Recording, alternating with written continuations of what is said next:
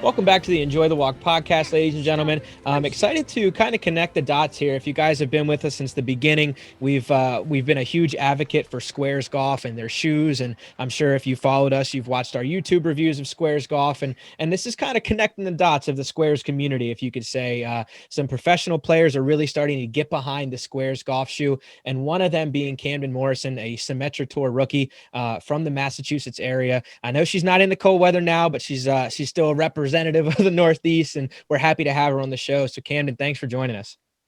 Hey guys, thank you so much for having me on. I really appreciate it. And yeah, from the Northeast and repping the squares. Repping the SQAIRZ, the squares, the square-toed shoes, which I'm sure we'll get into later, has kind of been, I think, all the craze in the industry here. They've got that awesome new commercial on the Golf Channel. I know since we've kind of helped them, advocate when they first launched to now where you're seeing their big episode almost with Nick Faldo and everything on the Golf Channel. What's it like? I mean, we'll just dive right into it. Your relationship with the owner has been pretty neat, to say the least. What's it been like to kind of see the progression of SQAIRZ and be a part of that yourself? Yeah, so I met Bob through the course that I was working at this past summer, Ipswich Country Club, and he was a member there. And I didn't really know anything about SQAIRZ. I didn't really know anything about his company. I didn't really know much about him. But through talking to him and playing golf with him, and Nick Bradley, he kind of was like, hey, I really believe in you, and I have these shoes, and I really want to kind of give you an opportunity. And I was like, okay. And he had given me a pair of shoes my first day of work, and I was like, he literally came into the shop and he was like, hey, you want a pair of shoes? And I was like, sure. Of course. Let's Never take free turned out a shoes. pair of shoes. The free pair of crazy shoes. guy Yeah. offering you a random pair of shoes. All right. Yeah, it was pretty funny. So then I was like, okay, and I had FootJoys at the time, so I was kind of going back and forth. I'd put them on a couple times, practice with them, and then kind of go back to the FootJoys. I was bopping back and forth. But then Bob and SQAIRZ kind of approached me after we had played some golf, and he was like I said, I really believe in you. I want to give you an opportunity. I know that you're missing that competition aspect, and I want to help you, and I want you to wear the shoes. And I was like, okay. And as soon as I wore them in competition, game changer. I will never take those shoes off. I love them. I mean, the support, the stability, everything I get out of them is unlike any other golf shoe I've put on. And, I'll never not wear those shoes. So, and then, through working with Bob and working with SQAIRZ, he's always been super approachable. If I have a problem, I can reach out and call him, or I can call him after my tournament and be like, hey, I played great, or hey, I didn't play so good. And he genuinely cares about my performance. He cares about his product, and he just cares about the people that wear his shoes, and he just loves it. So he's an amazing person to be on his team. Well, let's talk about that too. When you put these shoes in competition, when was that in the timeline of things, and was it right around the time you played in the Hartford Women's Open? Was it right around that time in August, or a little bit before then? And No, so it was actually after that. So I didn't wear the shoes until in competition until I was in Louisiana. And that was when I had moved down to Florida for the winter, and we had kind of talked, and he was like, yep, put them on, wear them from now. And I was like, okay. So I put them on in that tournament, and I picked up 10 yards of carry, and I was like, what? And I already hit it very far. If I was on the LPGA tour or whatever right now, I would be top 5, if not top 3 in driving distance. Like, my swing speed is off the charts. So to go into a competition and then all of a sudden pick up an extra 10 yards out of the blue, it's kind of like, oh boy. Now you're just trying to play with it and figure out, trust the number. Do I hit the 9-iron? Do I hit an 8-iron? I don't really know. So, I was kind of learning on the fly, and I had called my coach soon after that. And I was like, hey, I picked up 10 yards in Louisiana. And she was like, okay. And she was like, I was like, maybe it's attributed to some other factors. I don't really know. She's like, no problem. When you get back, we'll just put you right on track, man. So I went in, I saw her. Her name's Alana Swain. She works out of the Performance Center at TPC Sawgrass. And we were in one of the hitting bays, which is very controlled. We put on the TrackMan, and I'm just pick up my 8-iron, and I go, watch this. I start ripping balls, and we were glued to the TV screen and the numbers, and it was like 165, 166, 164, 163 carry with an 8-iron.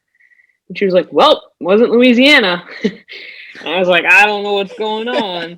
Wasn't And I quite talked, just that Bayou magic down there. yeah. So then I called Bob, and we had talked, and I was like, "Yeah, I don't know what's going on. I picked up 10 yards." And he was like, "Well, you know why?" And I was like, "I think I'm rotating more." And he was like, "No, it's the shoes." And then he explained the science behind it and everything. And I was like, that makes sense, because how you generate power is how you use the ground. And what SQAIRZ does is it allows you to use the ground without having to train for it. Like Alana and I trained to use the ground and to learn to use it to get more swing speed. Now anybody can put on these shoes, not have to train for it, and pick up a couple mile an hour swing speed here and there, and just go out and play. And it might not be like that for everybody, but it definitely makes a difference, and they're definitely a really solid product. Well, and it's funny you mentioned that, the like kind of shock and awe moment, because when you hear that, you hear it from so many companies.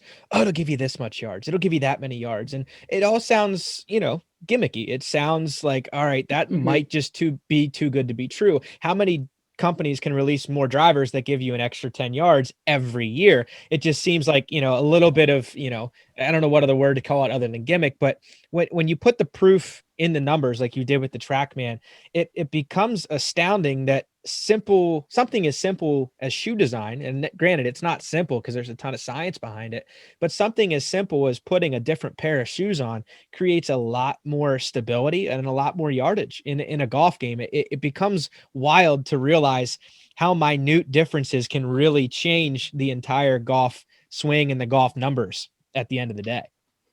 For sure. For sure. And they're such a stable shoe. I mean, you put them on and you feel like you can just swing with so much confidence, because you're like not going to fall over if you swing hard.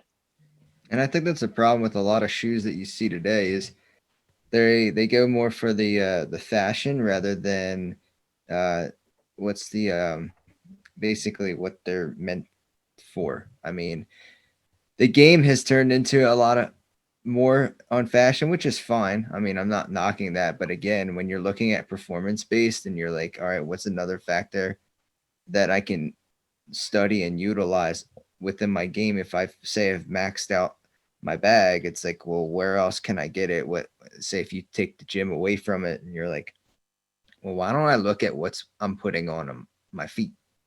I mean, because think about it. I mean, you're out there playing 18 holes, you're grinding out there anywhere from 4 to 5.5 hours standing on your feet all day. So why not look at, all right, I'm going to take a shoe that is great on the performance side of things, but also on the comfort side of things that can help me, stay ahead of the competition. I mean, I've noticed that too. Like you said, with the stability, that's like one thing that you have to, when you're playing, golf. I mean, sometimes like you're saying with like the power, right? If you're playing with like a tennis shoe or whatnot, now your feet are technically sliding with, like, say most shoes are kind of like a mesh around your foot. You're sliding all over the place, but you may not even think about it. Like I've noticed when I put my feet in like the in the SQAIRZ shoes, it's so stable that you're like, wow, you can actually feel the force, the extra force that you're getting. And it just turns into a whole nother level of where you can elevate the performance of your game just by putting different things on your feet.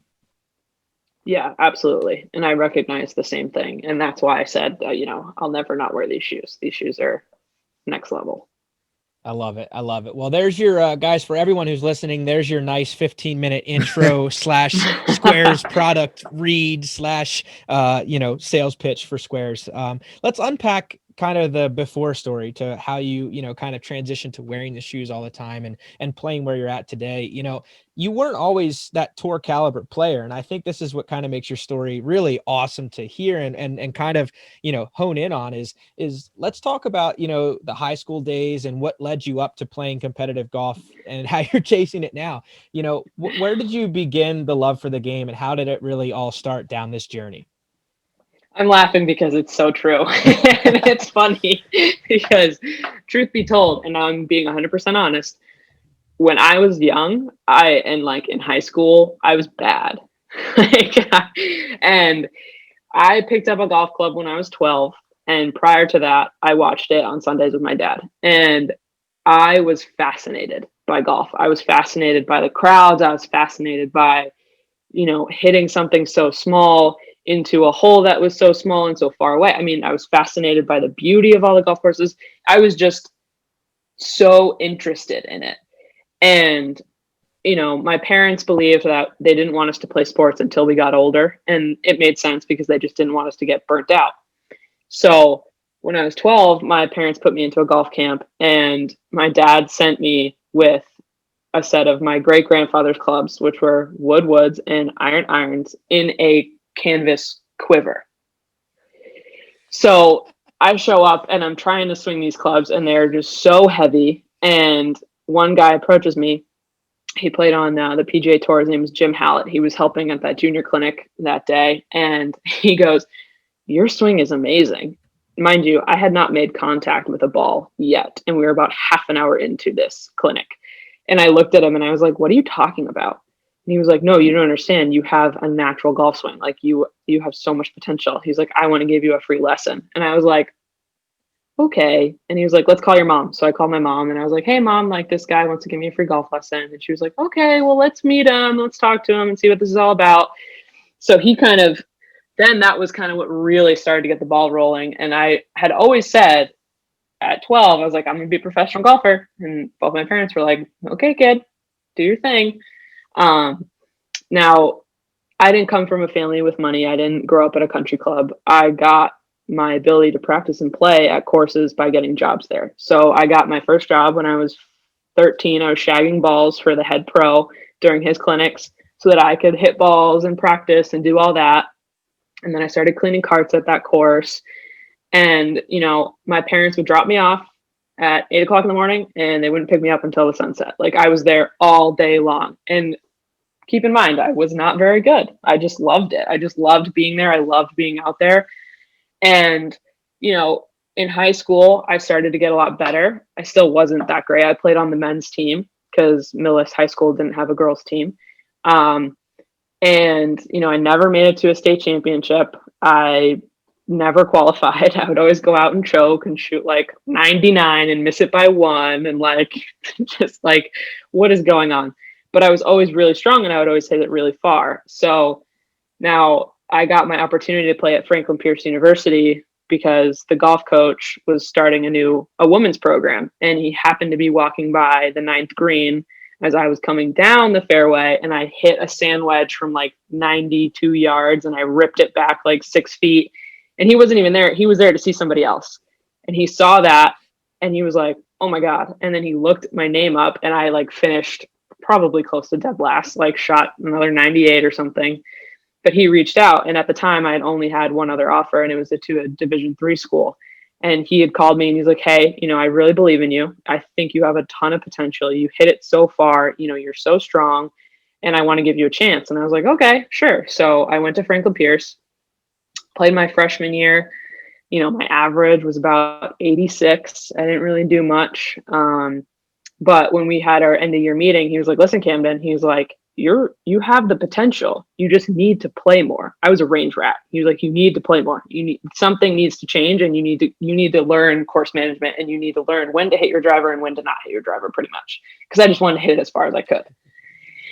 And so then I came back sophomore year and I was super fired up. I just played all summer long. I barely went to the range, and I went out and I think I won maybe 4 or 5 individual titles that year, and just missed the cut to go to the regionals by half a stroke because it was by like selection and based on your average and everything. So then that summer I was even more motivated than I was the previous summer, and I went out and I just worked so hard. I think I lost like 20 pounds in 3 months, like turned it into muscle. I was working out every day. I was so focused. I tried to play in as many tournaments as I could, and came back and I just started winning tournament after tournament after tournament. And it was almost like a joke. Like I would come home from a tournament, everyone would be like, "Oh, how'd it go? Did you win again?" And I was like, "Yeah," or "No." I finished second. And they're like, "Oh, come on." I ended up making it to regionals that year by a landslide. Like, I wanted to go into that year having there be no doubt that I was going to be the individual choice. If my team didn't make it, I was going to be the number one individual going, like, no matter what. And I got that. And then I was talking to my assistant coach as we were flying out, and I was like, what would I really have to do to go to nationals? And he was like, well, you just got to play decent for 3 days. Like, you don't have to shoot under par every day. Like, you just got to go out and shoot like 75. And I went out and shot 73, 72, 73. And I finished second at the regional championship, qualified for nationals. And then that was when it kind of set in. Like, I had set my goal to reach nationals, and it was kind of like overwhelming. And I was like, oh man, now what? And I went there and I kind of threw up on myself a little bit. I didn't play that great. I was frustrated, but then that motivation to go back again was then what fired me up for the next season.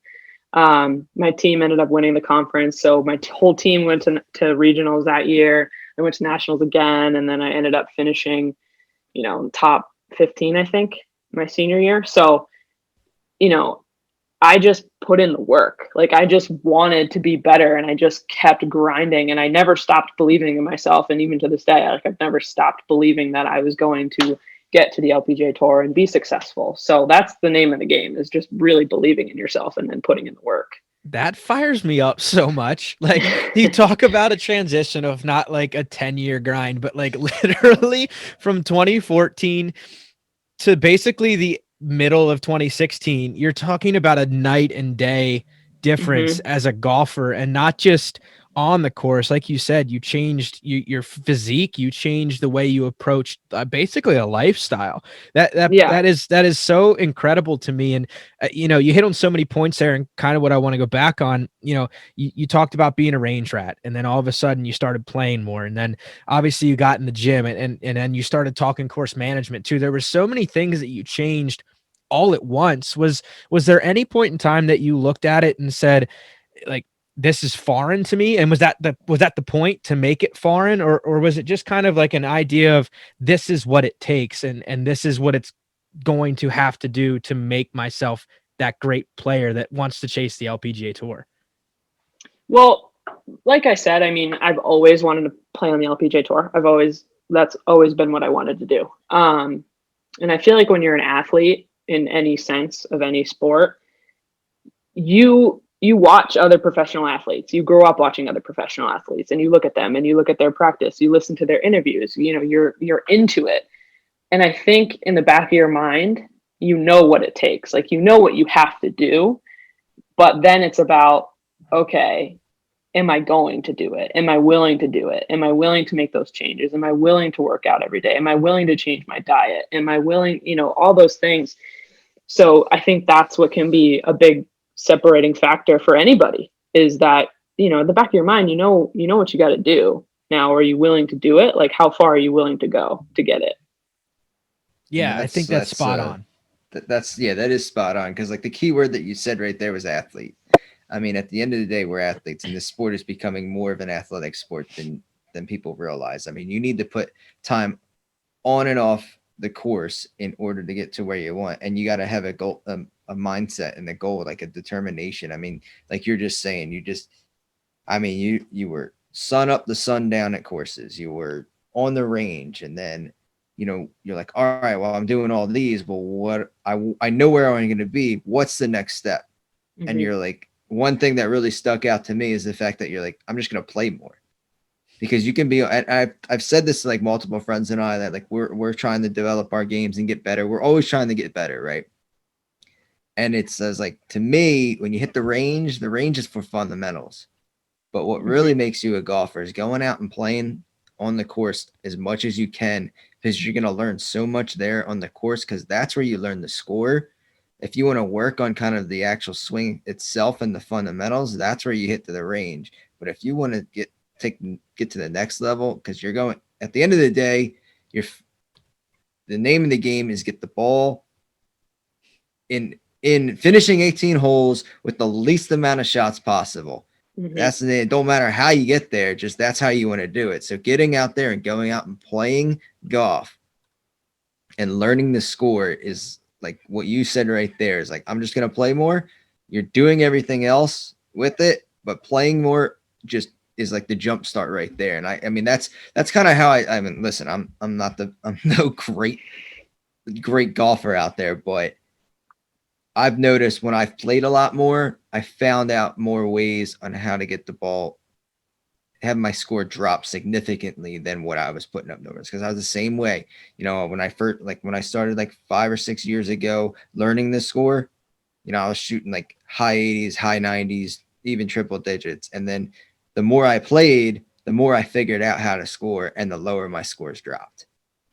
Yeah. I mean, and the biggest thing to learn from that is that you can't simulate different lies and different shot shapes when you're on the range. Like there's no way, because at the end of the day, even if you try and change up your lie or you try and change up your stance or you try and do all these things, there's no pressure. You have a bucket full of mulligans in front of you. Of course you're going to figure it out. But when you're standing there in the moment and you have to think, okay, this ball is sitting down, it's above my feet, it's below my feet, how's it going to react? And then adding that to your golf IQ and adding that to your mental bank of like, okay, I've had this shot before and I know how it's going to come out. You can't do that on the range. And that was the big learning curve for me. And even is still now. Like I will have to have 3 to 4 days of bad golf swings before I will step on the range and hit a bucket of balls. You know what I mean? Like aside from that, like no, maybe I had just had a bad swingy day. But if it's like 4 things, like a 4 days straight where it's like bad, then I'll go to the range, try and figure it out. If it leads to like a week and a half, then I'll call my coach and be like, okay, I'm running into some problems here. Let's try and figure this out.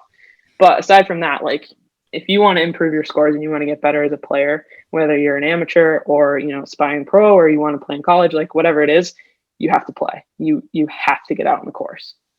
There's no better way to say it. My coach always used to have a funny saying for it. He called it the reckless range rat. And it's kind of true. I mean, the more balls you hit, the more you get lost in kind of just smashing balls instead of really figuring out. And if you're not there for the right reasons and really focusing on a couple key fundamentals, you can get lost in hitting range balls. And something else you said that I think is so relatable to every golfer out there when you were really making this transition of becoming a true player was getting lost in hitting driver too much. How have you sort of learned to not, I guess, dial in the distance, but understand where distance is necessary and how to back that down when needed to? Well, for me, it's pretty much number based. It's based on how long the hole is and what's in trouble. What's in trouble off the tee. For the most part, like at this point, I'm very accurate with my driver. I know which way it's going to miss. I know how big the miss will be. But, if there's a chance for me to hit something with, more loft, which the miss gets even smaller, then and still have a wedge or a 9-iron or 8-iron in my hand, like I'm going to play smart because I know I'm still going to hit it close. So why bring in that miss into play if it's not necessary? Whereas before it was kind of all about, I'm going to hit this as far as I possibly can. I don't care what number I have in. Now it's like, okay, no, we got to be a little bit more strategic here. Like I know right now, 50-yard, 60-yard little flip wedges are not my strength. It's what I work on right now. Wedges are the name of the game. But you put me anywhere from 100 to 145 yards out, I'm sticking that thing. So like off the tee, I don't necessarily have to hit driver every time. Now, if it's a par 5 and it's gettable, yeah, I'm going to hit driver because I want to be on in 2. I want to have a look at eagle. So it's about recognizing your scoring opportunities and not, taking your ego out on the course and just trying to hit bombs all day, because that's not necessarily how you're going to shoot the lowest score that you're capable of. Because at the end of the day, it's you against the course. It's not you against the field. You're trying to put up a number for yourself. When I think the way you talked about it numbers wise too is what really transitions so many collegiate players into really fine professional players is all the analytics, all the numbers, the constant looking back and forth and what your highest probability is of scoring. Let's kind of move towards that. Like, what has your transition been like from the collegiate play into the professional play, and how has some of these professional tournaments, treated you, and what is your experience like kind of making that transition from the college golf to the professional ranks? Sure. So now, granted, I only have one sponsor, and tournaments are very, very expensive. So I don't have a ton of experience competing in the professional events. I had just gotten my status on the Symetra tour in 2019 after going to Q school, and then COVID, they cut the field. I didn't get into any events. So it's kind of like, what are you going to do about that? You can't do anything other than just continue to practice. Been a weird year. And yeah, very weird year. But, you know, the biggest thing for me was learning to not think about it like the money. You can't go out and play and think about, oh my God, this is my paycheck. You know, this is my student loan. This is my rent for this month. Like, you can't look at it like that, even though it is that, because you're working at a golf course, you know, you're doing all those things to try and make some sort of money to put back into golf, to then compete. And then you're trying to make more money and, you know, continue that process. You can't look at it like you're playing for that money. Like, that's your paycheck. That's you eating for that week. You know what I mean? So I was fortunate enough that my coach, I mentioned her name earlier, Alana Swain, her boyfriend was also a PGA Tour. He was an instructor. Sorry, he was a PGA instructor. And he had tried to compete. He had done all that. And he is an incredible player. He is one of the greatest players I've ever played with. Now, when I met my coach, she said, Camden, you know, you need to play in matches. You need to play in matches for an uncomfortable amount of money to make you learn from it. And I was like, okay. So Pete was the lucky candidate. And so we started playing in these matches. This started about 3 years ago. And what it had taught me was how to play and not think about the money, how to play and not think about how much that putt is worth, how to play and not think about how much you're down going in 3 holes left, you're down 2 and there's $200 on the line. Like, you don't think about that. You think about making birdies. You think about shooting low scores. So that was a big learning curve for me. And that now has changed how I look at competition golf. And I go out and I just try and shoot low scores. I don't think about trying to make that paycheck, because I know at the end of the day, like, I will get there.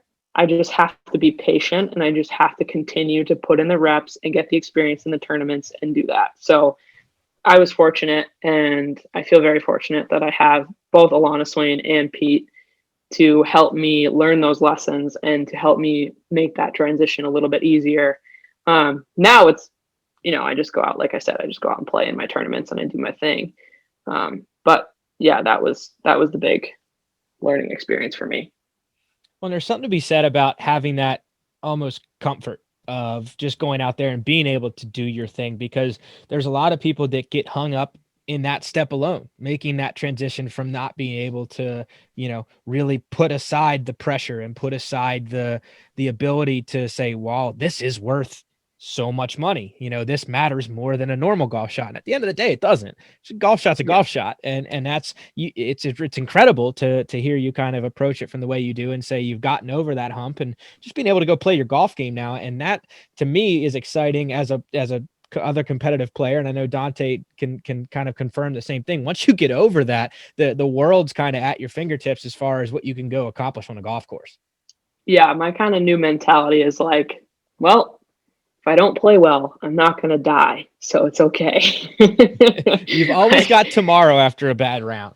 Yeah. Or a bad shot. Like, I'm not going to die if I hit this ball in the water. Like, I'm just going to go up and I'm going to try and save par, save bogey. Like, I am not going to die right now. Everything is okay. And that kind of just like takes it back. Like, oh yeah, it's just a game. It's golf. Do your thing. I love that. That's really something I think we all could learn from, whether we're playing for a club championship or a better ball event, or, you know, yourself looking to get yourself onto the LPGA tour. It's something that's an admirable trait. And I think, you know, we all wish we had a little more of it.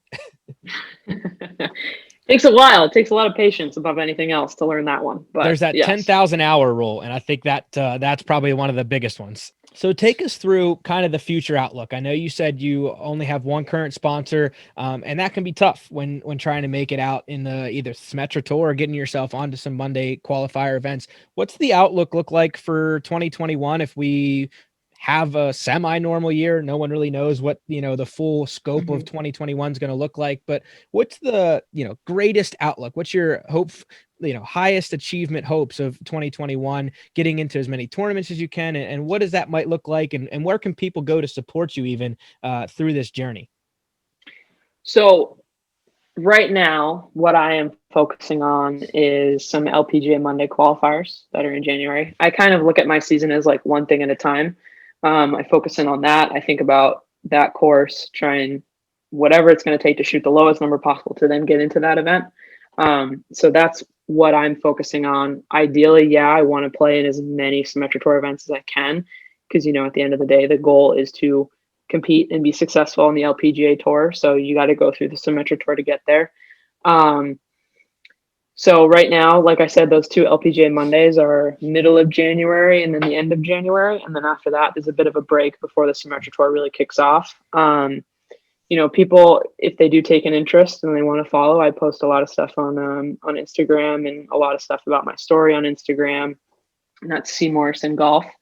And then I do have a GoFundMe page, and I started that as like a way for, you know, the average person to say, hey, you know, maybe I have $20, $50, whatever it is, and I want to give this to someone who's trying to chase their dream. And, you know, that means the world to me because I know how much goes into that $50. Like I said, I've always worked at golf courses. So, you know, I respect that and it means the world to me. So I do have that going. But mainly it's just compete and just do everything I can to get to the end of that and get onto the LPGA Tour. I love that. And as someone who I myself also grew up working at golf courses, whether it was bag boy, cart boy, in the pro shop a little bit, it was always, that was my means to play the game. So as someone who really relates to that, guys, I highly support, you know, go look at her Instagram, obviously see the day in, day out grind she's putting in. You kind of let people in on your everyday adventures in the game. And I think that's really neat as well. There's a lot of people who aren't so, I guess, you know, public with the way they approach their grind. And I think that's really neat to allow people to kind of see the way, you know, what you do day to day. It's really neat to have that little eye in on a life inside someone chasing their dreams. And it's really neat to follow along with, and, you know, also the GoFundMe page. I think there's so many things that can be said about supporting someone who's chasing their dream. And guys, I highly want you to go hopefully support this if you can. GoFundMe.com. She has, I think, the link in your bio, if I'm not mistaken. I do. Yep. It's in the bio. Yep. So guys, go to the Instagram, check it out, go support any way you can. I know it would mean the world to Camden. I know it would mean the world to us as someone who's, you know, beneficiary enough to let Camden have a little bit of our time. It's been awesome. And, you know, I just think it's neat to see what's possible when you really put your nose to the grindstone and really improve yourself. 4 or 5 years ago, you were averaging mid 80s. Now you're chasing the tour life. It's something that's truly remarkable. Thank you. I really appreciate that. Yeah. So just got to keep grinding, keep doing it. Well, it's absolutely going to be a fun journey, I know, for us to follow along with. So, guys, again, Camden Morrison, Symetra Tour rookie. We look to see more and more of you out in 2021 as you chase your dreams and hopefully knock down a couple W's in the process. Yeah, sounds like a plan. That's the goal right there. Awesome. Love to hear it. Camden, thanks so much for joining us. Till next time, guys, as always, follow us at Enjoy the Walk Pod on Instagram and Twitter, where you can follow us along throughout the winter here and into the spring as we head out to the Palm Springs Golf Championship. And that was Camden Morrison. You can follow her on Instagram at @CMorrison_golf. Check her out, guys. She's an absolute treat to follow.